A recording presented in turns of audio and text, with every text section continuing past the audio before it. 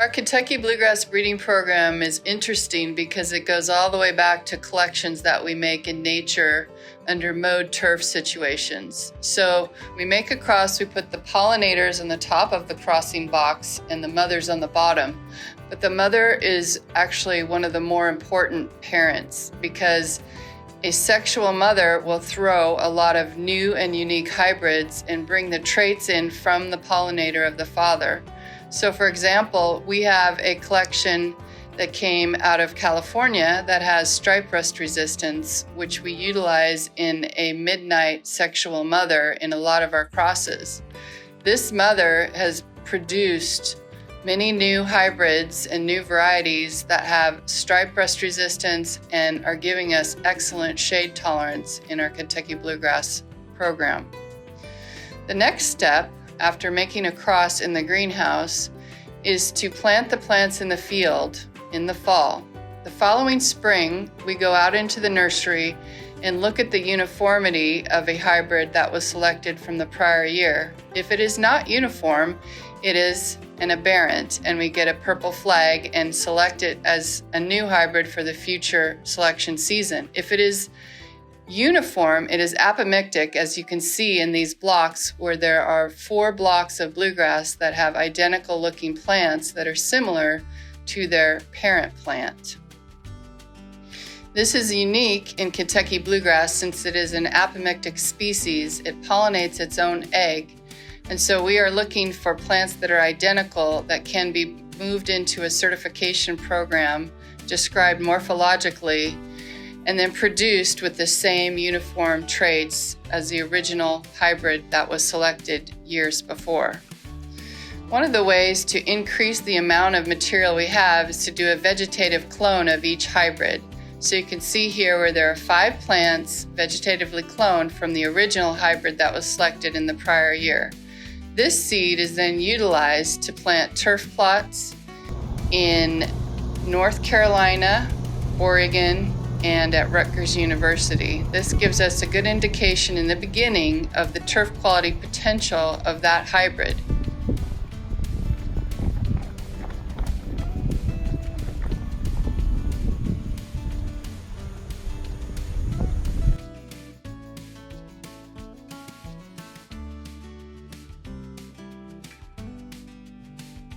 So one of the most important things that we do on our Oregon research farm is work on rust resistance in all species that we get rust here in Oregon.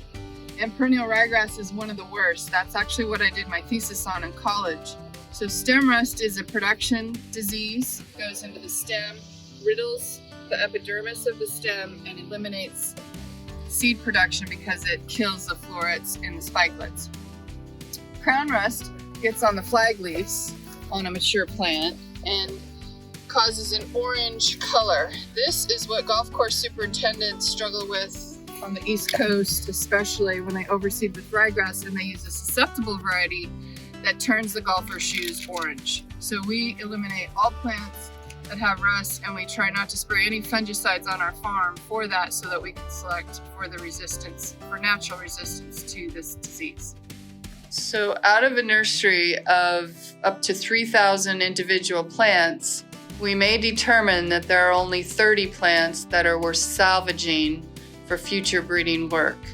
So we will flag those plants that match in maturity, that have certain traits such as matching color, disease resistance, good seed yieldability, but trace back to our turf evaluations where we selected them years prior for drought tolerance, gray leaf spot resistance, brown patch resistance, or even salt tolerance.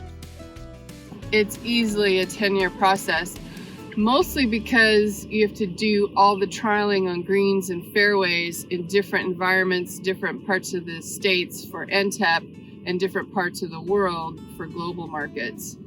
And so when we develop the variety, yes, it takes 10 years to develop it, but then we might also have to test it another 5. So what you're seeing in a breeder seed nursery is our completion as a breeder for the seed but then much more work has to go into evaluating, testing the performance, and even evaluating seed yield to see if it's something that is economically producible for a grower. Sometimes a nursery will not be uniform enough and doesn't have enough good germplasm or plants in it to be harvested as breeder seed and move forward as a finished variety. In those cases, we'll go in and flag ideal plants that we want to save and move forward into a polycross. We need to do all of this before the plants pollinate so that we have the best plants interpollinating together in a polycross breeding block. To do that, we flag plants based on morphological traits and maturity, and then physically dig them with plant balls to move into a crossing block. In the crossing block, we're able to cross only the plants that we want to pollinate together, and this saves us a whole year in our breeding cycle because we're able to make the plants, select the plants, and move them in the spring, crossing them, harvesting the seed off of them, thrashing it, and then starting that seed to do another cycle that fall.